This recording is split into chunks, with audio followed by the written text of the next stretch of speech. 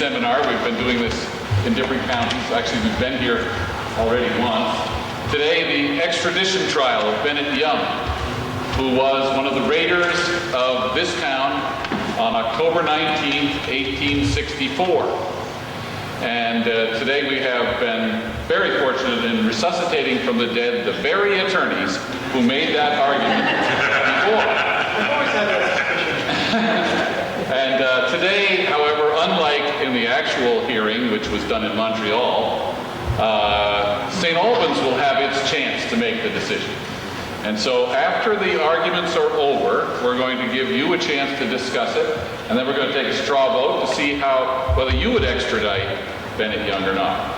One of the things that makes this so interesting is that there was a feature in the arguments in the trial in Montreal that Bennett Young couldn't possibly have had a fair trial in St. Albans because of the passions and the vengeance of the people that were here because there was so much bitterness. So it's been a few years since then, and maybe those passions have drawn away, and maybe not. Of course, as jurors, you would be admonished not to make decisions on passion, but on legal arguments.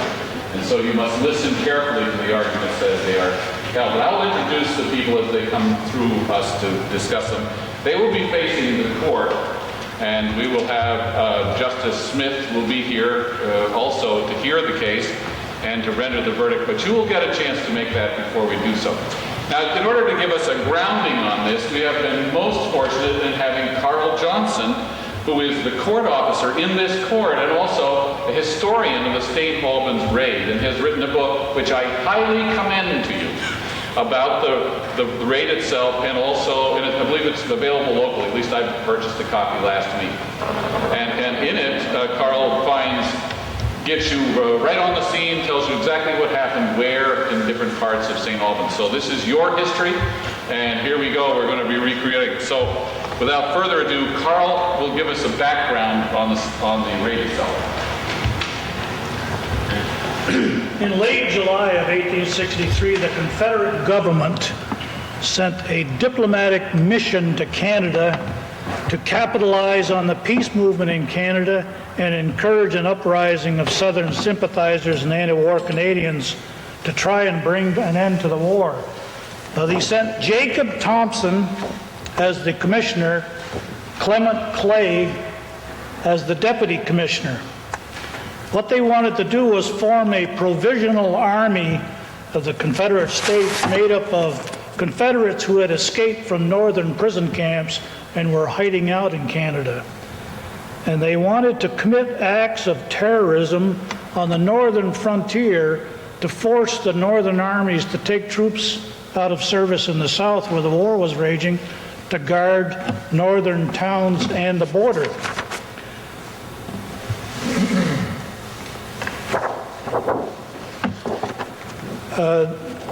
Excuse me, I'm jumping ahead here. Two of the agents that were sent with them were George Sanders and the Reverend Stephen Cameron, who had been a chaplain in the Confederate Army. Now, George Sanders is the one who came up with the idea of raids on northern towns. And the Confederates felt that these attacks would scare the local population, add to the Southern treasury, impress the Yankees with the horrors of war, hopefully might bring the North to the peace table, or affect the presidential election that was coming up in November of 1864, and the South preferred General George McClellan, who was running as a peace candidate. Now enter Bennett Henderson Young. He was 20 years old when this picture was taken. He had attended a year of theology college in Kentucky, and in the fall of 1862 he dropped out of college, and in January of 1863 he joined the 8th Kentucky Cavalry, which came under command of General John Hunt Morgan, a famous Confederate cavalry leader. They were raiding in Kentucky, Missouri, Indiana, and Ohio, but most of the regiment was captured in Ohio and sent to Fort Douglas near Chicago, Illinois. Young along with many Confederate soldiers, escaped and went to Canada to hide out. Young ended up in Montreal, where he contacted the Southern Spy Network and did courier missions and other jobs for them. Now, Sanders is the one who said to come up with an idea of the St. Albans raid. Young was ordered to get a hold of 20 men, and he chose about half of them were from Kentucky and had served in Kentucky cavalry units.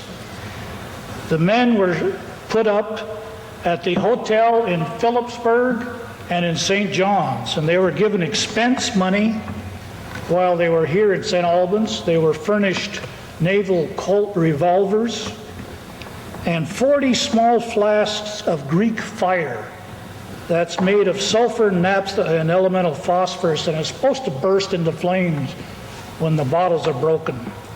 And it's been traced back hundreds of years. The raiders called their plan the Vermont Yankee Scare Party. And at the time, there were about 4,000 people living in St. Albans. The town was roughly a half-mile wide, east and west, and roughly 2 miles north and south along the main street, and had about 300 houses. The men, 21 of them, came into St. Albans on different days. Some of them got off the train directly from Canada. Some went through to Essex Junction and doubled back.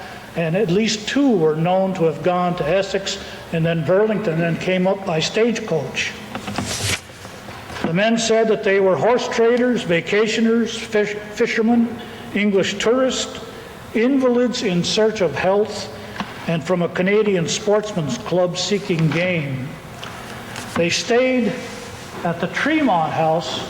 This hotel is where the City Hall is presently located. The St. Albans House, in its present location on Lake Street, and it looks just exactly today as it did in 1840 when it was built.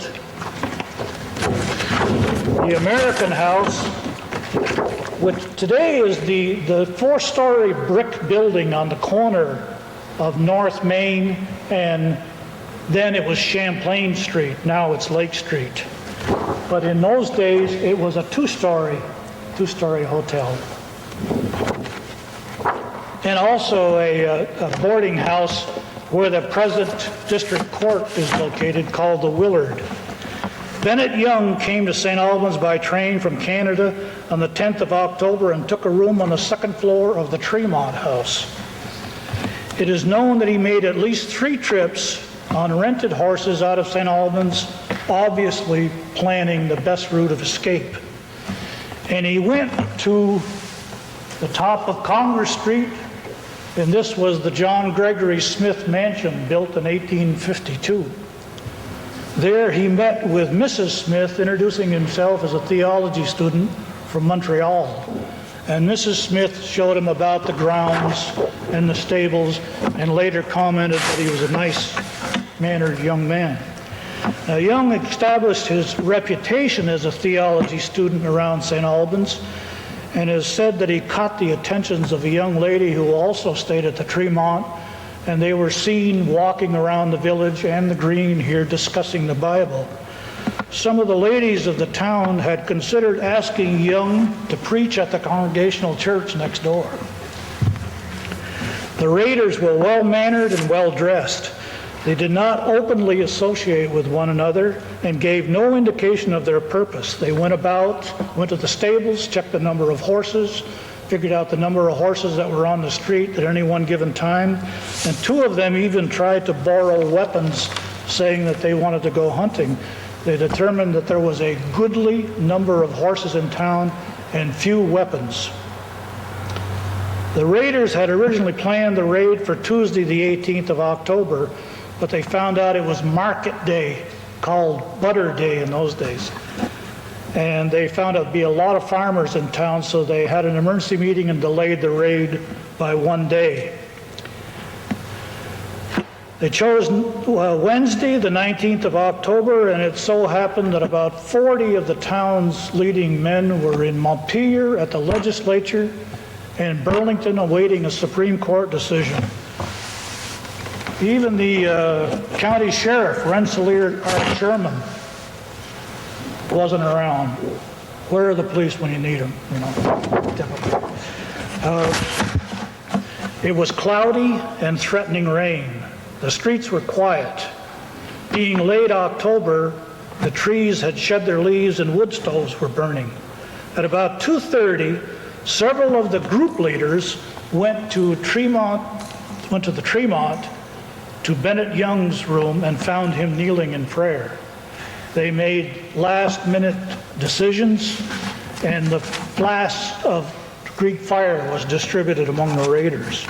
Don't forget that the 19th of October, on this day, was the bloody Battle of Cedar Creek in Western Virginia, when General Jubal Early made a surprise attack on the Northerners, pushed them back several miles.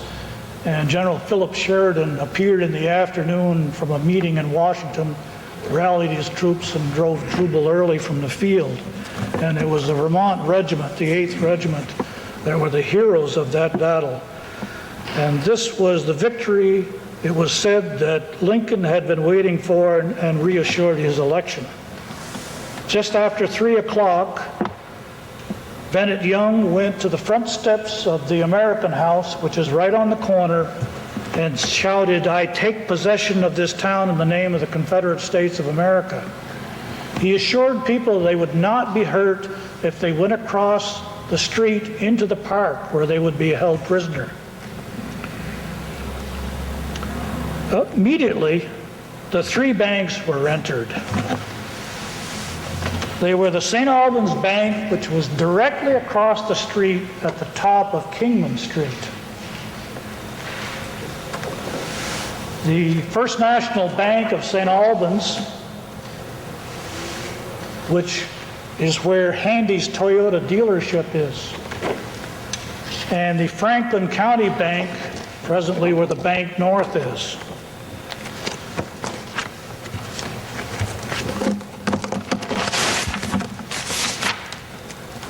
Townspeople who witnessed the raid said none of the raiders were wearing uniforms, but each had a leather kit bag called a Morocco satchel hanging from their shoulder. At the St. Albans Bank, directly across here, the bank clerks were Cyrus Bishop and Martin Seymour, and they were forced into the back room at gunpoint and were told that they were Confederate raiders there to burn the town and rob the banks.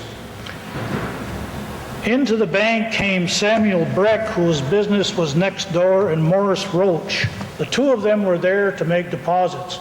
Over $600 in cash was taken from the 2.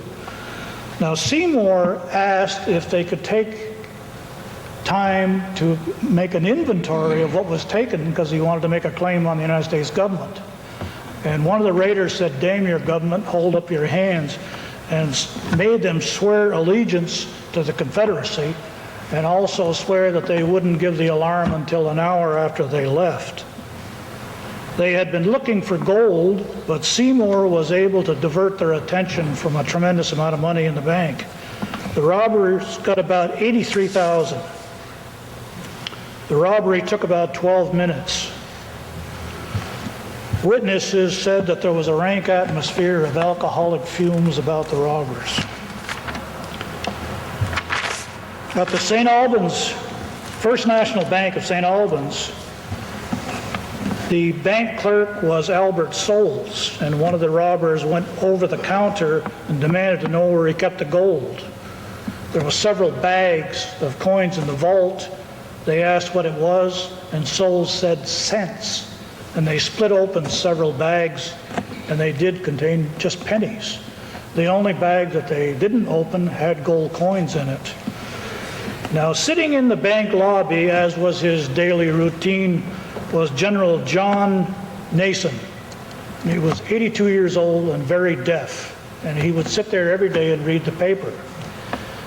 Into the bank came William Blaisdell, saw what was going on, grabbed one of the robbers and proceeded to beat him violently until the other two robbers put pistols to his head and he stopped.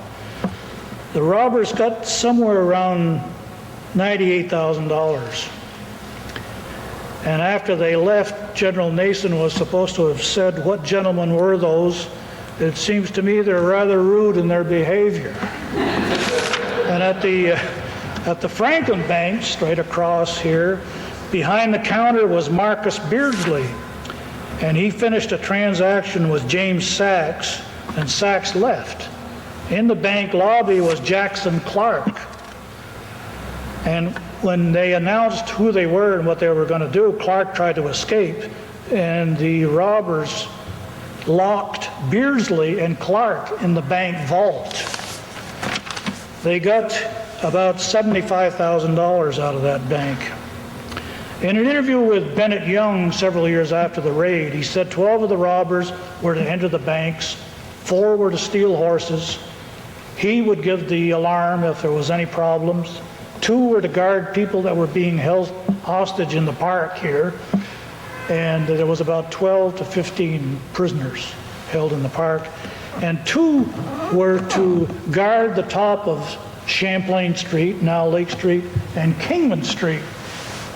And they certainly didn't want the workers down at the railroad and the St. Albans foundry finding out about the raid here on Main Street, because they presented a significant danger to the raiders. You know, this is typical of one shift, typical number of men of one shift that work down there.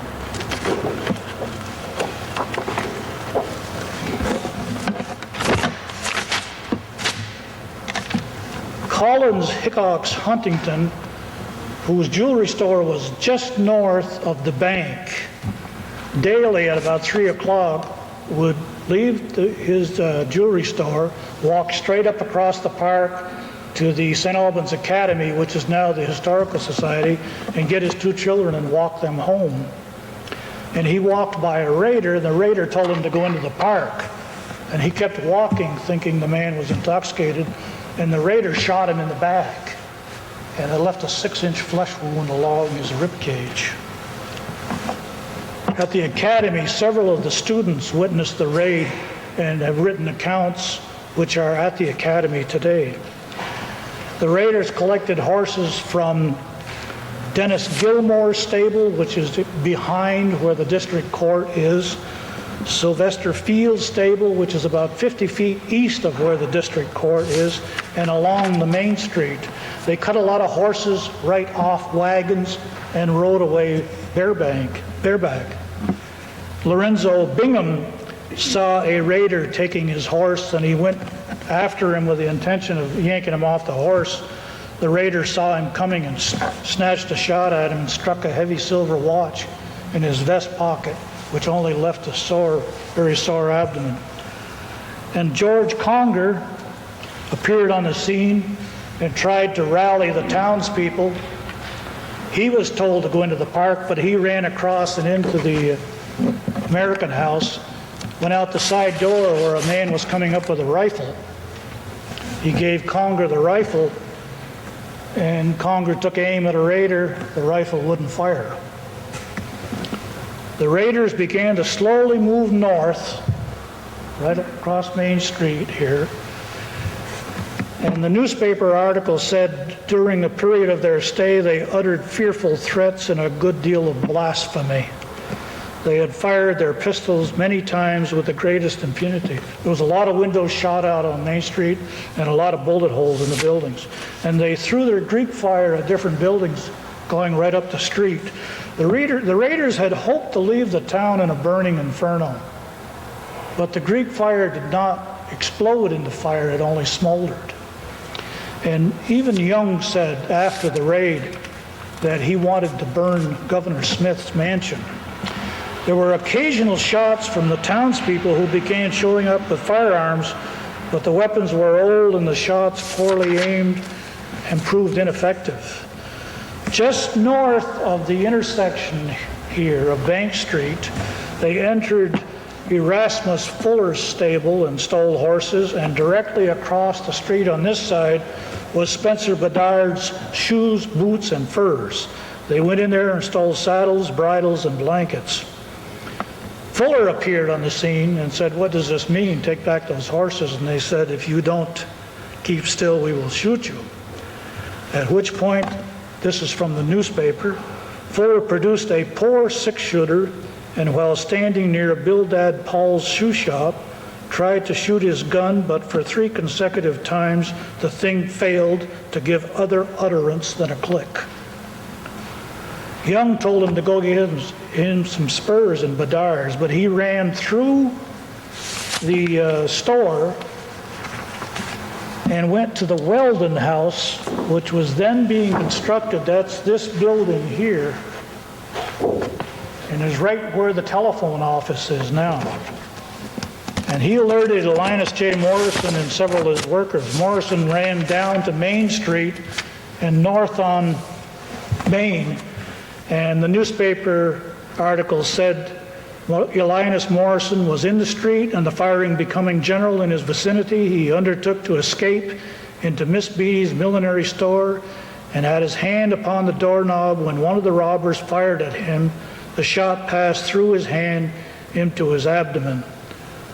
Morrison lived 2 days and was returned to be buried in Manchester, New Hampshire.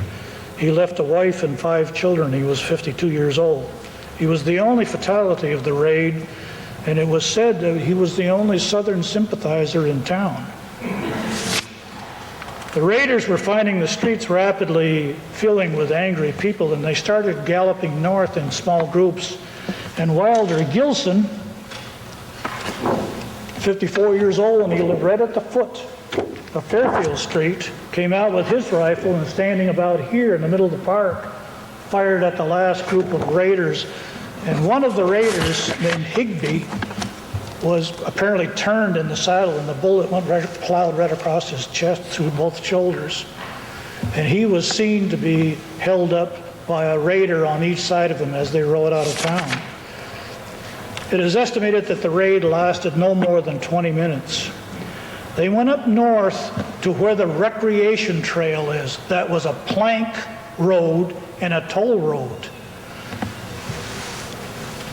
Green is Route 105. They went up the recreation trail, out the Fairfield Pond Road, the back road into Sheldon Creek. There was a farmer coming across the bridge with a load of hay, and they threw Greek fire in the hay. But once again, it just failed to ignite. They stole some horses there in Sheldon, and they wanted to rob the Missisquoi Bank, but it was closed. It was about 20 minutes or less that Captain Conger formed the first posse, and they rode off on horses and some even in buggies. And then F. Stuart Stranahan and John Worthington Newton formed a second posse with whatever weapons they could procure. The county sheriff showed up all of a sudden and found his 15-year-old son about ready to go on a posse, and the jail was where the Weldon Theater is now. The sheriff dragged him into the jail and threw him in a cell rather than go on the posse. While in pursuit of the raiders, the posses found banknotes scattered along the road and bloodstained holster with pistol in it.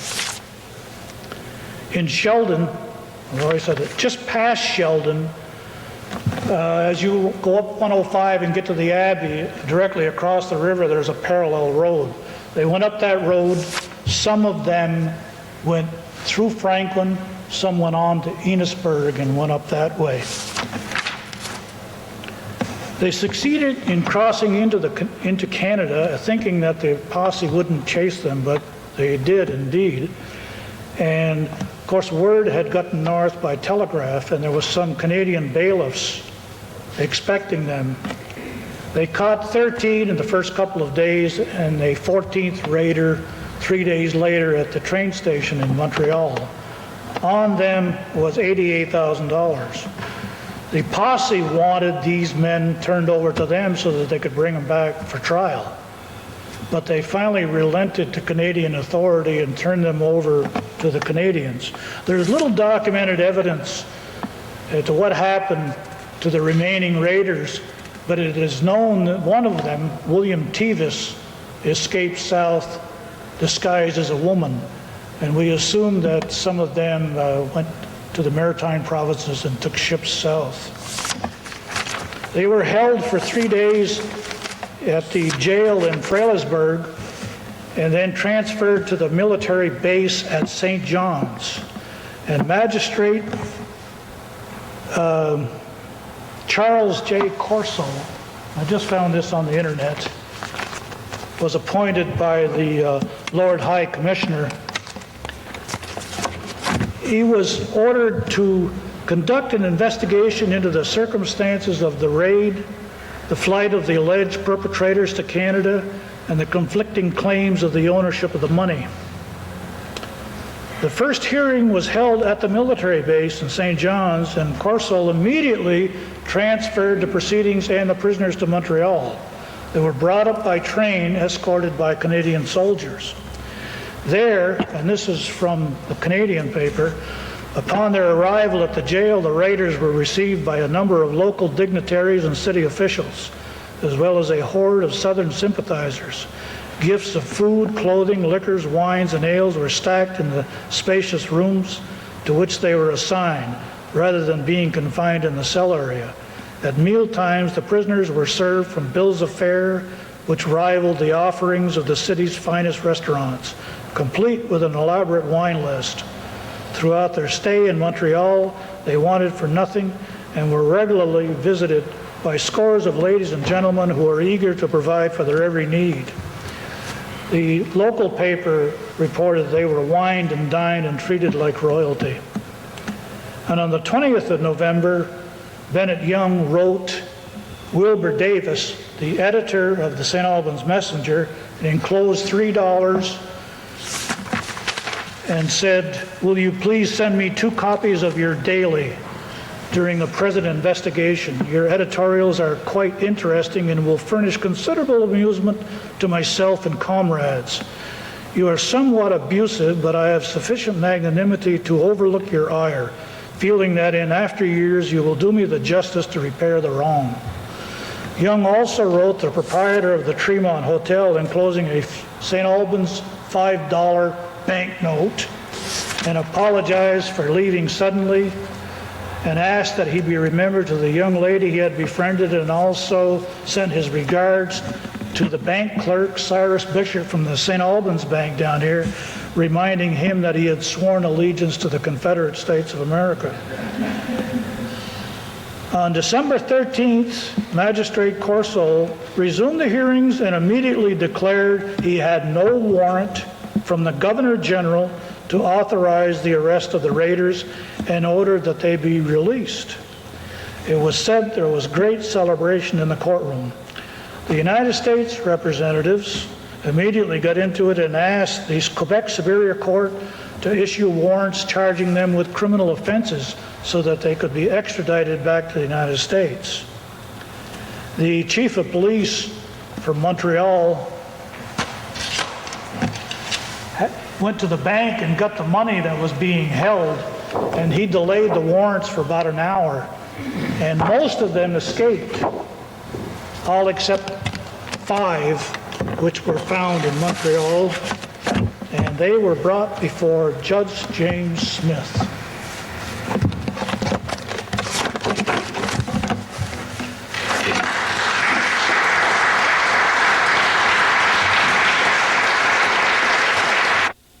And I'm representing Bennett Young and the other raiders in this extradition hearing.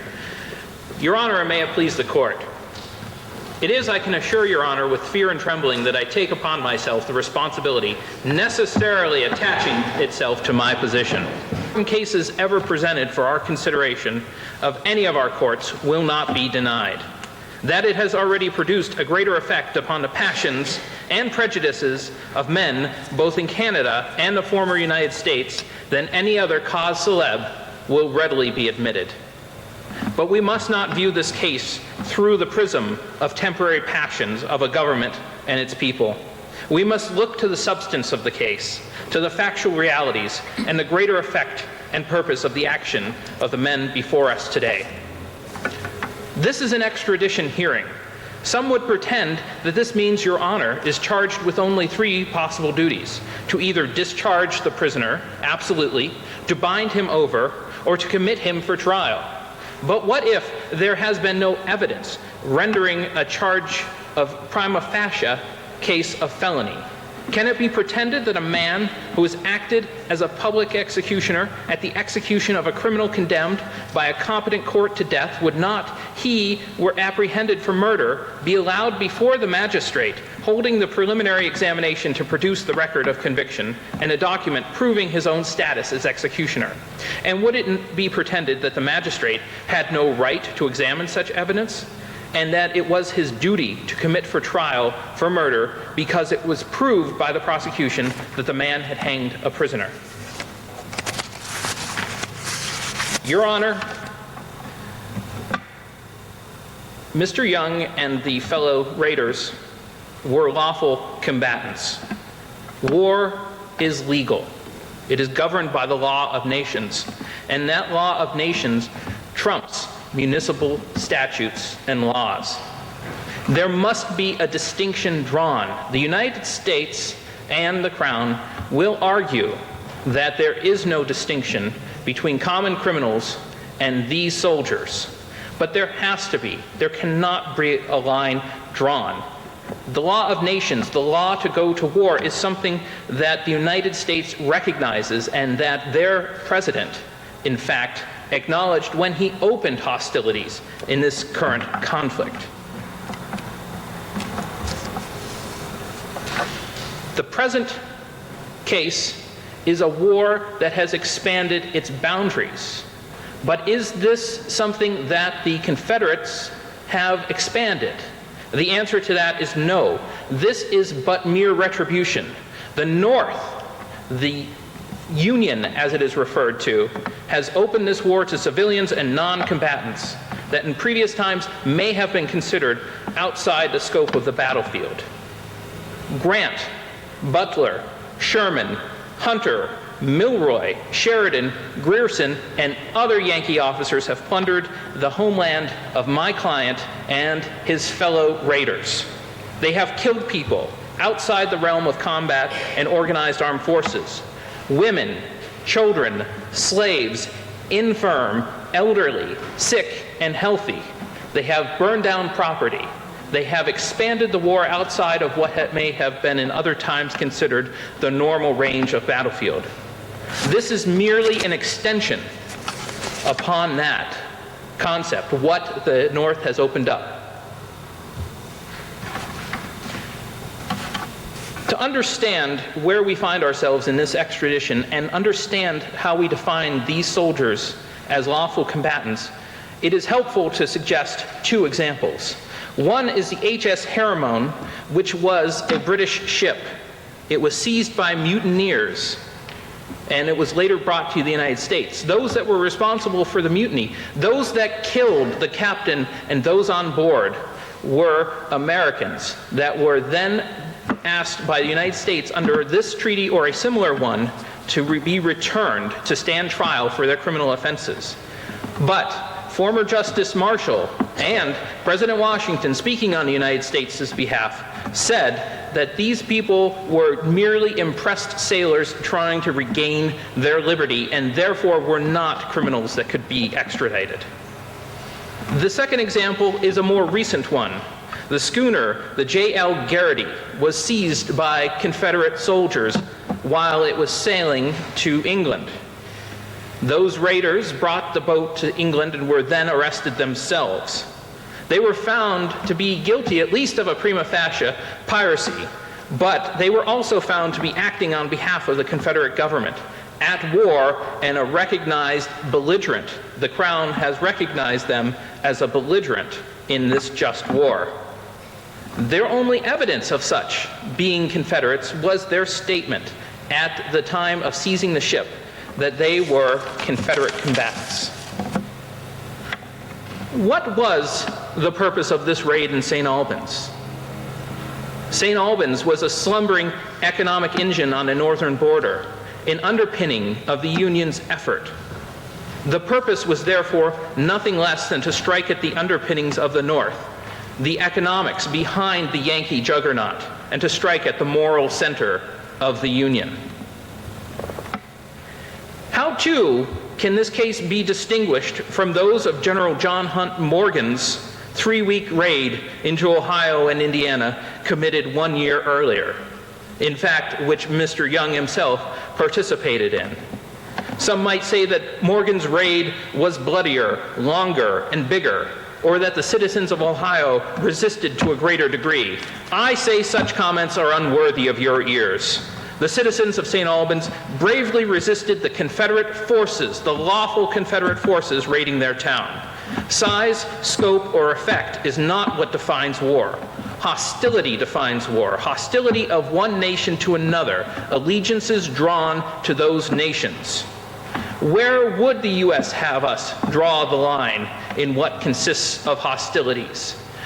One can imagine the Crown, or perhaps the U.S. at some future time, acting overseas with its soldiers, and those soldiers being seized or arrested by another country and held for their lawful acts as soldiers in a time of war.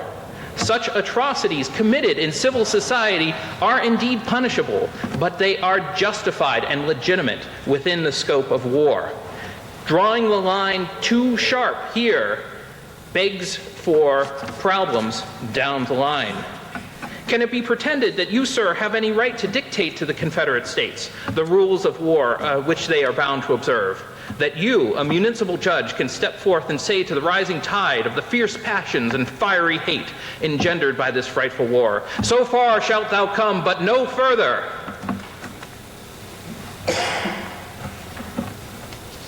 There is proof on the record that we have submitted showing that these soldiers were commissioned by C.C. Clay of the Confederate States, commander of the Confederate States, and that they were ordered to fulfill this raid, that this was part of an organized resistance in the cause of war.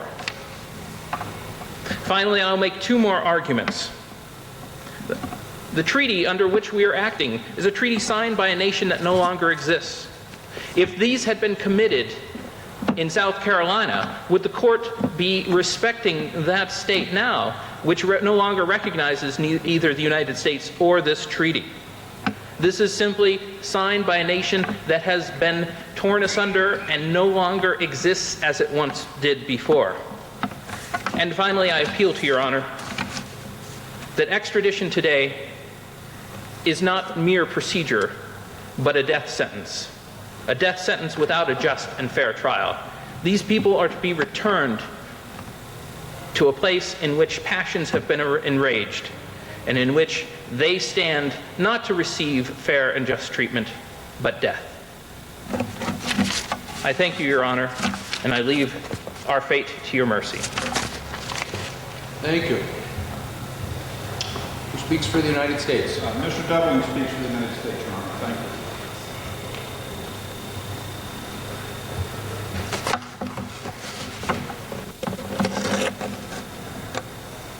May it please the Court. At long last, we have overcome the many obstacles placed in the path of the extradition of the prisoners before the bar and have arrived at a discussion of the legal merits of this case. Your Honor has heard the factual evidence, and now you must apply those facts to the law. The Prisoners' Counsel has attempted to characterize the events that occurred in St. Albans on October 19, 1864, as legitimate acts of war, portending far-reaching and grave international implications if extradition is allowed. Nothing could be further from the truth. And the facts, nothing could be further from the truth than the facts. Crime is not difficult to differentiate from war, and without question, the acts underlying the extradition petition are crimes, and those deeds are not entitled to be elevated to the acts of honest warriors fighting for their country. Put in the simplest terms, the prisoners are mere criminals, guilty of robbing and murdering the defenseless citizens of St. Albans. It has been proved beyond the possibility of a doubt that for a long time, previous to October 19th, a criminal plan was organized in the province of Quebec in violation of our Neutrality Act by so-called Southern refugees, which had as its object the robbery of the citizens of St. Albans. Please note, they were referred to as Southern refugees, not as the Army of the Confederacy. They infiltrated that town several days prior to the execution of their treacherous plot and hid themselves in various locations around the town. On October 19th, 20 or more of the conspirators, without the benefit of Confederate Army uniforms, emerged from hiding places, armed with deadly weapons, and threatened death or grievous bodily harm to all who resisted them in their day of arson and plunder. Before they fled across the border into Canada, horses were stolen, banks were robbed, fires were set, and many unsuspecting and peaceful citizens were herded onto the green to face threats at the barrel of a gun. 3 men were shot, and one of those men died as a result of his wounds. In other words, he was murdered in cold blood. The objective of the extradition treaty before this court is to accomplish justice for the victims of those crimes and to safeguard future generations from similar criminal conduct by removing the border as a safe haven for criminals appealing to high motives such as we have heard in this courtroom, high motives such as being soldiers of the Confederacy. Your duty, Your Honor, is to give effect to the provisions of the treaty without which Canada would be a shelter for criminals of all stripes. Vattel observes in his treatise on international law that the sovereign who refuses to deliver up the guilty renders himself in some measure an accomplice to the injury and becomes responsible for it. Let us now examine the specific law which controls the present proceedings. We are gathered here today to argue the application of the Ashburton Treaty between Her Majesty and the United States. The United States has made application under Article 10 of the treaty for the extradition of certain criminals presently within the territory of Lower Canada who committed murder, arson, and robbery within the territory of the United States. The offenses occurred in St. Albans, Vermont, and involved individuals who claim that they are not subject to extradition because they were soldiers engaged in acts of warfare on behalf of the Confederate States of America, and as such were not subject to extradition under the treaty. Let us not throw away our common sense. Soldiers wear uniforms, and soldiers act on the order of higher authority. They do not act otherwise, and without the order of higher authority, they are mere criminals.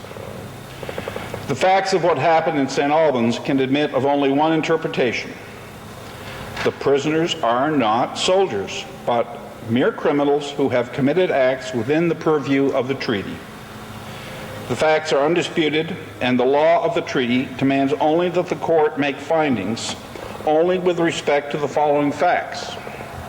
First, that the particular offenses giving rise to the extradition demand were committed at the time and place alleged by the United States.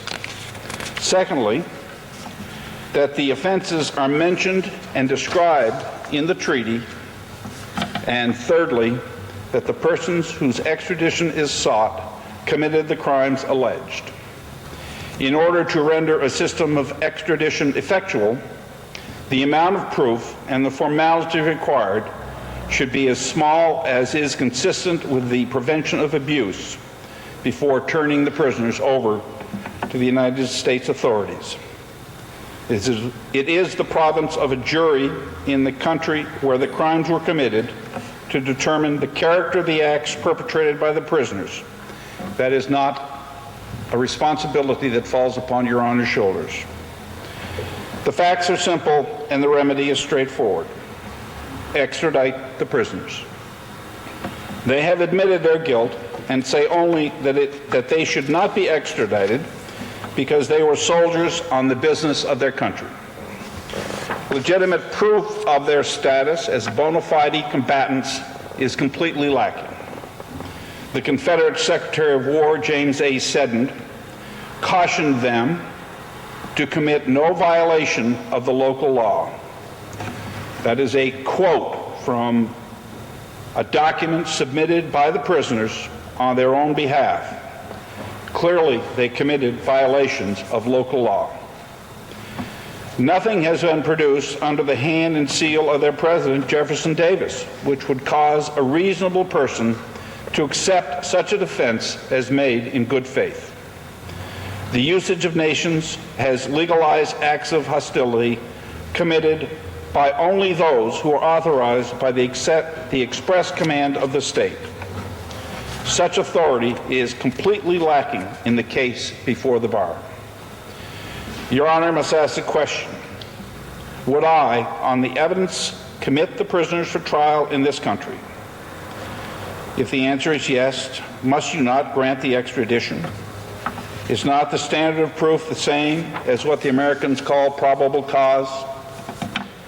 The integrity of the law, a reasonable respect for the facts, and justice for the good people of St. Albans and the United States cry out for satisfaction, and only by granting the petition for extradition can these worthy goals be satisfied.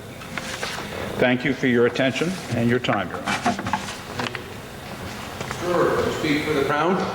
I speak for the Crown. My name is Mr. Carter.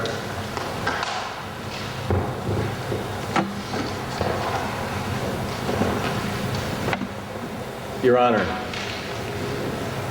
the Crown has a major stake in the proceedings today.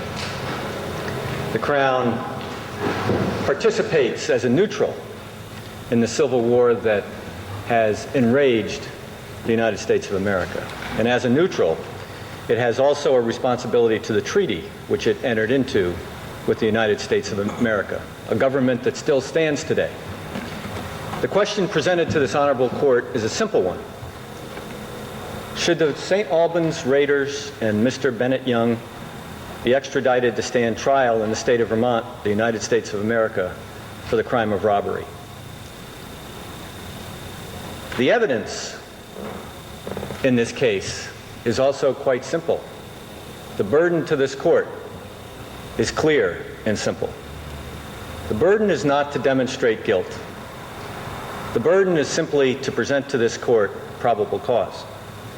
And if there's probable cause that a crime existed, then it is the duty of this court to recognize under international law that these prisoners be extradited to the state of Vermont, the jurisdiction where this crime occurred. It is there where the facts must be assessed, and it is there where a guilty or non-guilty plea and verdict must be rendered. The undisputed evidence in this case is as follows. These raiders were people who domiciled for months, in fact up to a year or more, in Lower Canada and other parts of Canada. They are individuals who took residency within Lower Canada. They are people who must respect the laws of Lower Canada. And those laws of Lower Canada are the laws of the neutral in this proceeding, the Crown. No citizen, no resident, no domicile of Lower Canada could enter into the northern frontier of the United States, could try to commit arson or commit arson, could commit assault and battery, could shoot, kill, pillage, and rob from the banks of St. Albans and come back to Lower Canada and claim neutrality and protection and asylum under the Crown. The Crown has a major stake here. International law has a major stake here.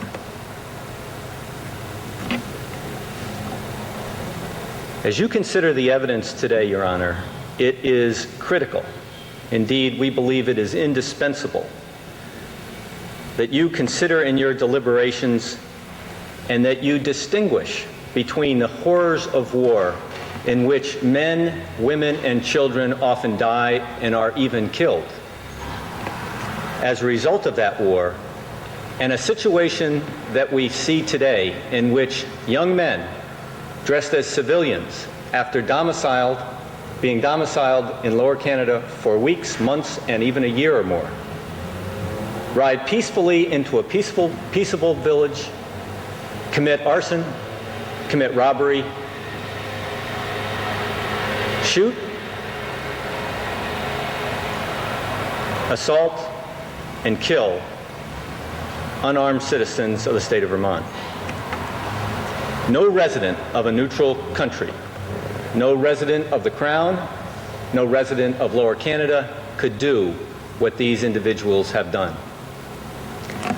This is not an instance where a uniformed army marches to its place on a hill, establishes fortification, uses strategies to attack enemies, attacks a city such as St. Albans, in order to gain wartime advantages.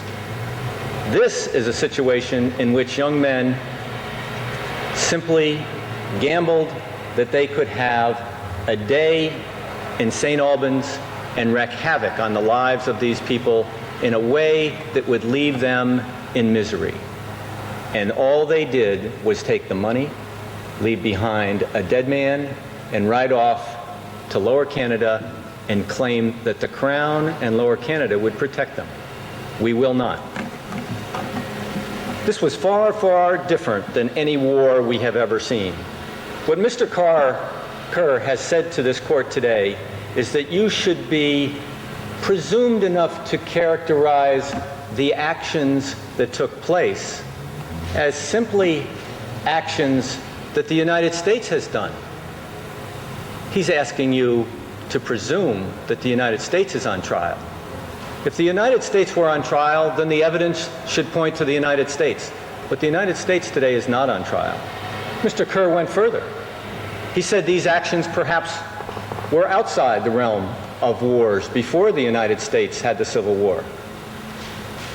He's asking for this court to defer to his characterizations, presumptions, and suppositions. Bennett Young and his associates claim to be soldiers in the Confederacy and to be at war with the United States. They have entered Canada, proceeded to use Canada as a resting place, to hide away in Canada, to re-enter after committing crimes, and they use Canada as a base for their actions. They claim that they are belligerents, that they are actually soldiers in the Confederacy. They claim that their actions are honorable. They use, and I emphasize the word use, Lower Canada to perform their various acts and deeds, claiming the protection of Lower Canada and the Crown.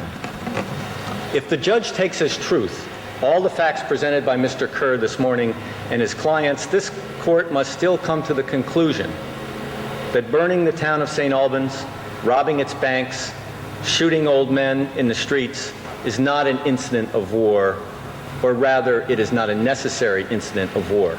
I wish to make three further initial points before concluding. Mr. Kerr has argued that the United States no longer exists because 5 or 6 states have entered into the United States and 9 or 10 states have seceded since the treaty with Great Britain was entered into. He claims that this transition makes the United States not the United States. The law is otherwise.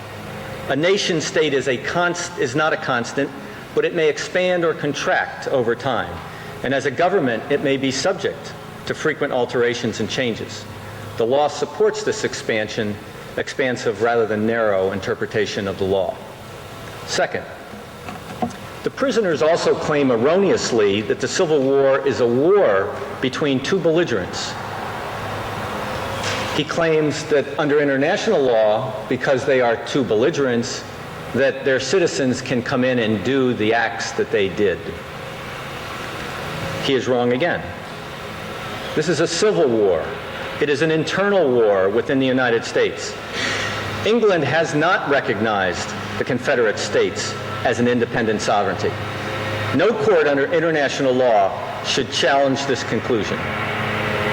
Third, and this point is particularly convincing, the evidence shows that the prisoners resided in Canada well prior to October 19, 1864, and that Bennett Young attended the University of Toronto in the fall of 1863, well over a year prior to these raids.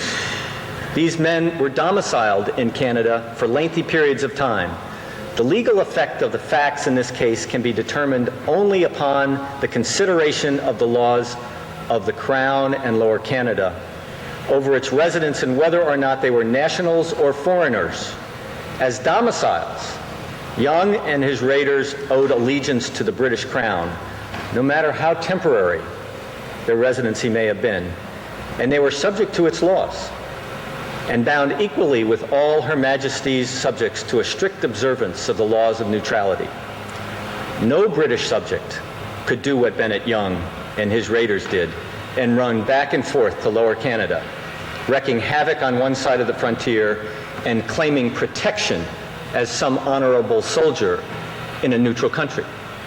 To allow Mr. Young and his associates to do what they did will invite others to do the same thing, and Lower Canada and the Crown will be nothing more than a house full of terrorists sanctioning those kinds of activities.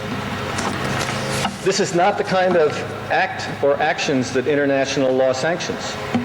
The Crown rejects Mr. Kerr's arguments that these are acts of civilized nations. They are not. And it refuses to accept the prisoner's reasoning. Lower Canada, and through it the Crown, may not be abused of this type of action or argument. The laws of nations disapprove of this type of pillaging and unsavory behavior. No less an authority than Dr. Lieber himself, as contained in a letter read by the judge advocate upon this trial, touches upon major points in this trial.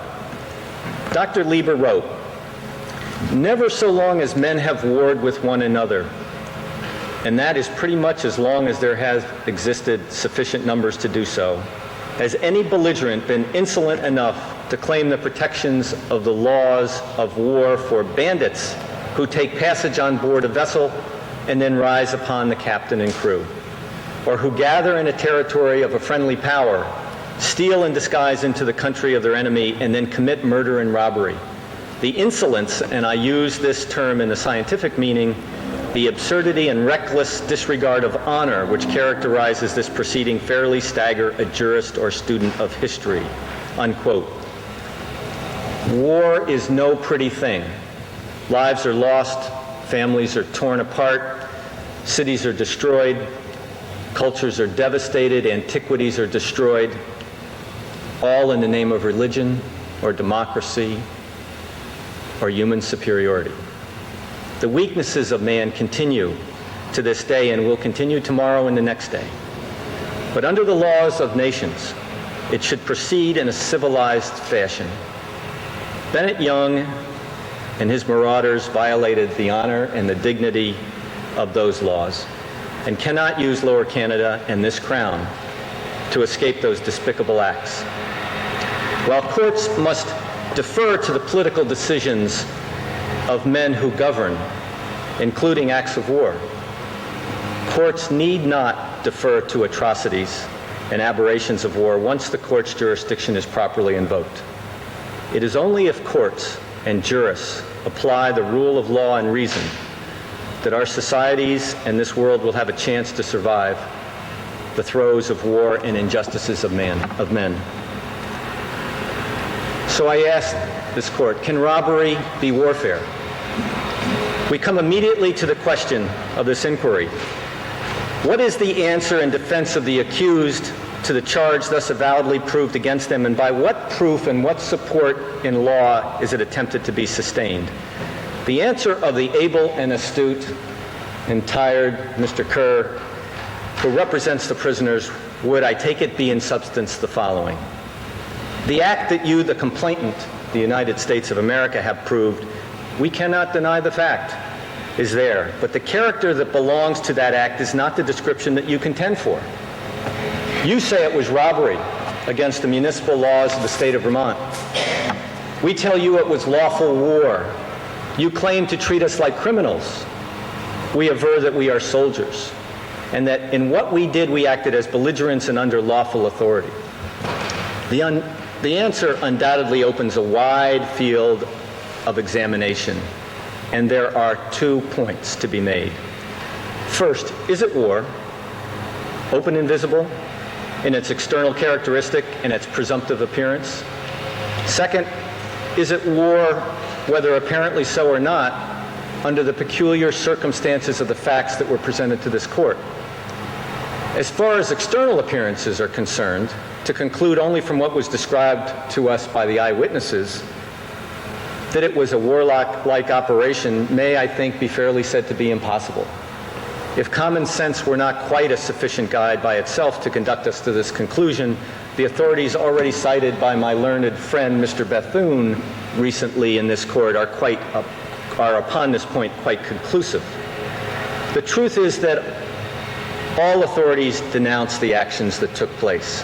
The practice of taking private property of war during war, or of inflicting unnecessary injury upon unarmed and inoffensive individuals, is a practice.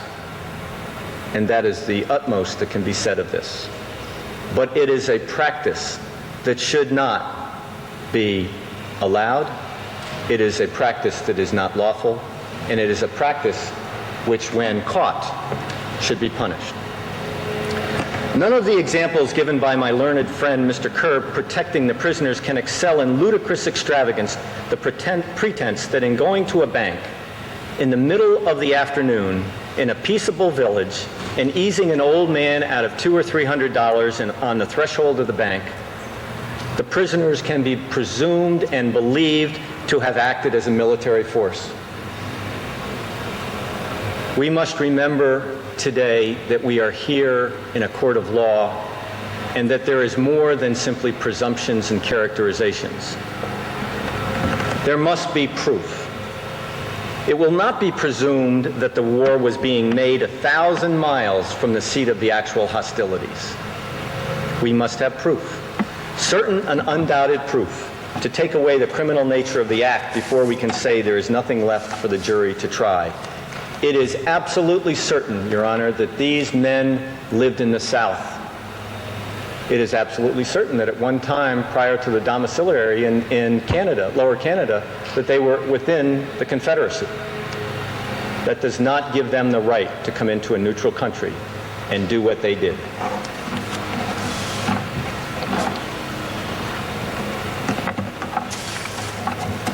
What are the court's powers? What is the duty of the examining magistrate in this case? What is the nature and extent of his power? For the purpose of this inquiry, it is not necessary to assume these men are guilty. The complaint only affirms that there is an accusation against them for which they are liable to trial in the United States of America, where the act was committed. And then that is the duty that this magistrate must follow. Sir Cornwell Lewis put it clearly and explicitly. In order to render a system of extradition effectual, the amount of proof and the formalities required should be as small as is consistent with the prevention of abuse. The essence of the system is that confidence is reposed in the foreign government, the United States of America, the state of Vermont, in the administration of criminal law.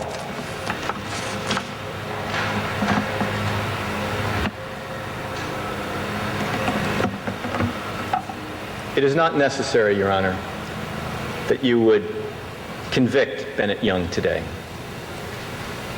It is only necessary that under the treaty between Great Britain and the United States of America that you find that an act has been committed that may be a crime in the other country, and that there is a probable cause from the evidence that is presented to this court that says that the accused is a party who has or may have committed the alleged crime.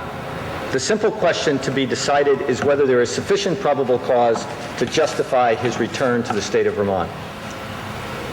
It is your plain duty, Your Honor, to hold that these acts must be tried before a jury in the territory where the alleged crime was to have occurred. As a result of several days of trial, the Crown asks that you analyze international law, you defer to the Crown, and that you extradite Bennett Young and his associates to the United States of America, the state of Vermont, for their trial, and allow justice to be done in that state. Thank you.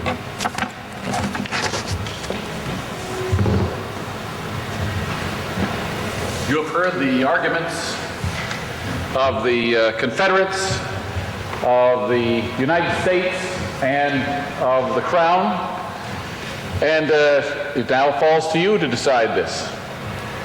Is it a crime or is it an act of war? Before I call for any votes, I'd be interested in your comments. Do you have any thoughts? Anyone? Yes, sir. Well, what convinced me is the fact that the French did not recognize the Confederacy as a sovereign state.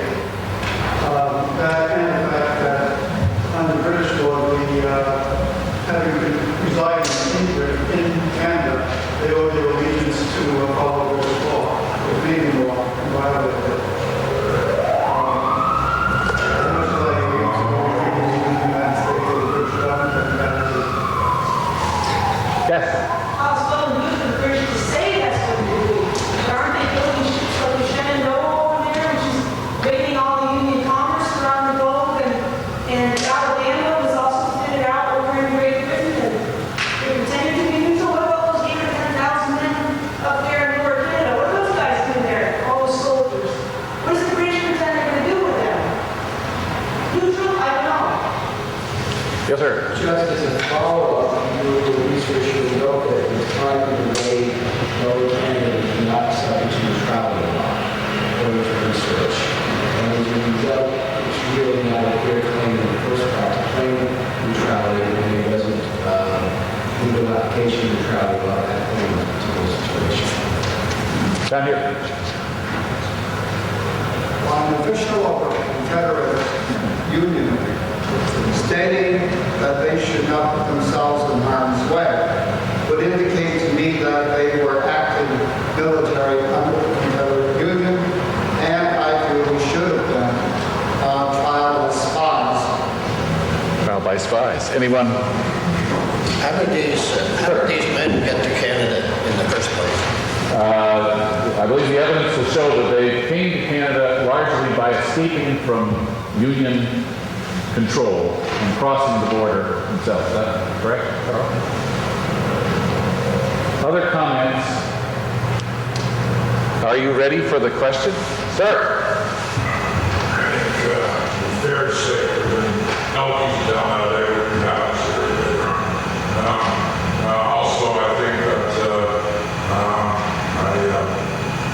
what made a point to me is that these gentlemen, I use the term loosely, were not in Canada barracking or communicating with their with officers. They're actually living there, they're uneducated, and they were living there, and they came across as criminals, they robbed their banks, and they back across the they should be extradited, and they should be still trial. Any other comments before we take a vote? Anyone else? Yes, sir. What I have heard and read, they were not, with one possible exception, in uniform as soldiers. I heard an account of one of them before he left the hotel that he had been staying at. I think he was just a theological student.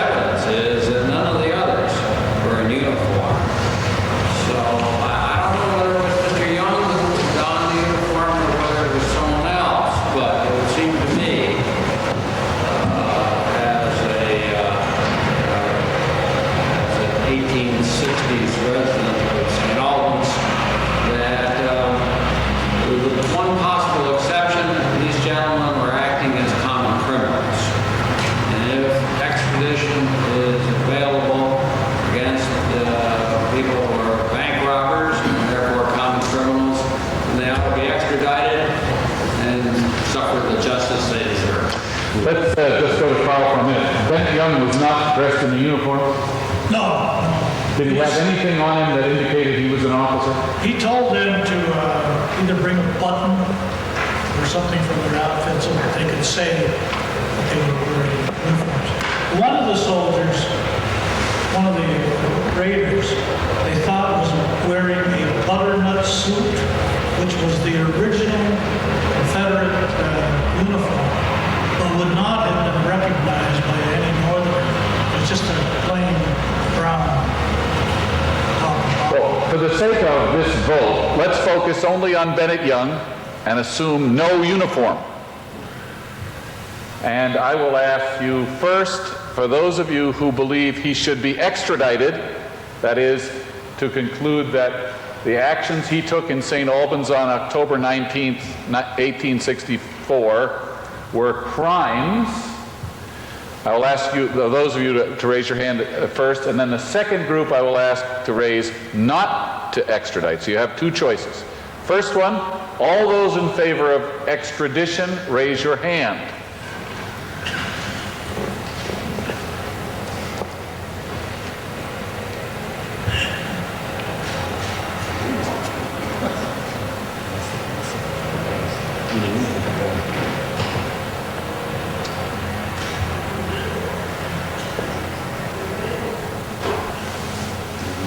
Thank you. And those opposed to extradition, raise your hand, please.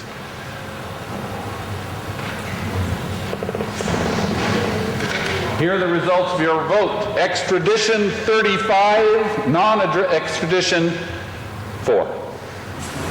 Now, Justice Smith has been listening patiently to your deliberations, and he is prepared to issue his decision from the bench.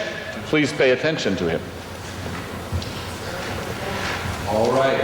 I will issue my decision. The date is Wednesday, March 29th, 1865. It is, as everybody will remember, the final weeks of the Civil War in America. We're in Montreal. In this case, which is an application on behalf of the American government for the extradition of Bennett, 8 Young, and others, I am now about to pronounce my judgment. And in doing so, will first briefly state the facts as they appear to be proved in evidence before me. I have a written decision here. It's 3.5 hours long. I will share with you some of the high points. I would state that on the 19th of October last, Bennett, H. Young, and his associates, being in the town of St. Albans, state of Vermont, rose upon the people, took possession of the banks, pillaged them, set fire or attempted to set fire to several buildings, took and held a number of the citizens as prisoners during the occupation of the town, seized upon horses for themselves, and were finally fired upon and driven out of town by the people, exchanging shots with them. And one man was shot on the street, but under what circumstances does not appear. Now, the statement of these facts, in a general way, makes it quite evident that the questions of law which arise in this case are in reality few in number. On the one hand, there is the claim for extradition, in support of which the municipal law is invoked on the ground that it recognizes the act as one of robbery. On the other, there is the position of the prisoners, who say, we are not amenable to a municipal law, because though we committed an act which falls within the definition of this particular offense of robbery, we did so as belligerents, as fighters, under circumstances which remove it from the purview of municipal law, and that require it to be judged instead by the rules of international law and by the rules of war. Those are the two positions. In my mind, this case turns upon a single important principle. That is that the moment an act becomes a national act, all private jurisdiction over it, as regards individual responsibility, ceases. This ground must be kept in view in a case like the one now before us. For without a clear understanding of it, nations would confound international law and municipal law in an inextricable manner. It would involve an absurdity, to say that there can be two such jurisdictions of an opposite nature over the same offense, as the general law of nations and the municipal or local law of individual nations. It stands as a self-evident proposition that there cannot be, in the nature of things, two such concurrent jurisdictions over the same act. The offense must be cognizable, must be considered by the law of nations or by the municipal law. It cannot be considered by both. I am of the opinion that the civil war now existing between the northern and southern states constitutes a state of perfect war, that the government of Canada has recognized it, and that the parties are belligerents and are entitled to all the rights of belligerents, and to carry on the war, quote, or against the other belligerent as they think fit, that no neutral could adjudicate between the belligerents as to their manner of making war, and that the authority, express or implied, of one of the belligerents to do any hostile act as against the other in any part of the territories of these parties takes such act out of the range of municipal law and removes any responsibility to that law from the individual committing it. Whatever then is done by one nation to the other within belligerent territory in carrying on the war must necessarily be permitted to the other. As a matter of fact, raids of this description have been constantly permitted and justified by and on behalf of the United States. On what principle, then, can they be denied to the so-called Confederate States? However, as far as regards the violence or the unlawfulness of these acts, as a neutral, I have no authority to decide. It is for the belligerents themselves to deal with these questions, and where authority, either express or implied, is given by one belligerent to do the act, it is an act of war for which alone the belligerent is responsible. As regards any violation of the law of nations, it's laid down that if persons engaged in war but offending against its laws are captured by their enemy, why then they may be dealt with as such enemy may think proper. If taken within its territories, they may be hanged or shot after a military trial of the most summary description. But it must be remembered that it is when captured within the enemy's territory, and only then, that these persons are liable to be punished in this manner. There is no law, no authority, no precedent, no work of any description which declares that because a hostile act may be unlawful in one belligerent as violating the rules of law, the neutral is bound to give him up to the other.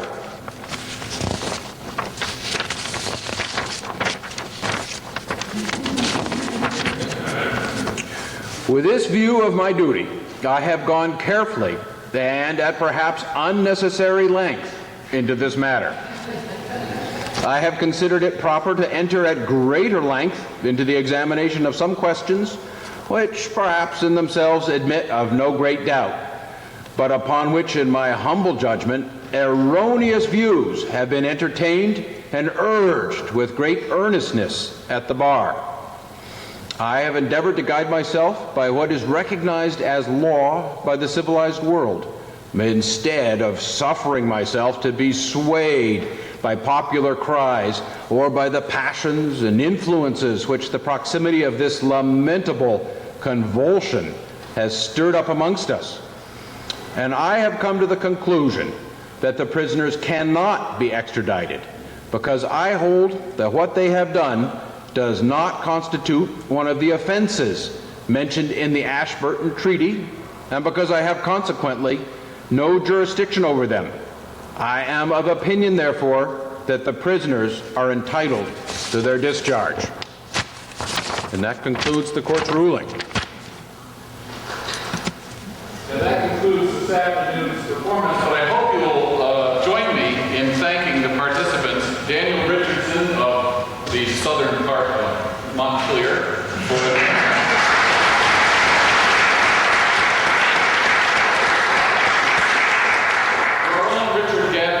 Enosburg Falls, representing the United States.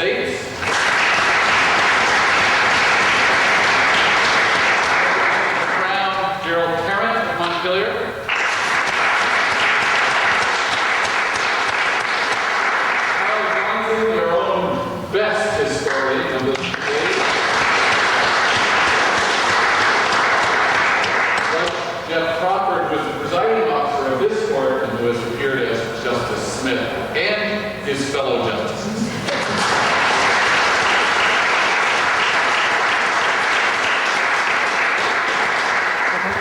Thank you.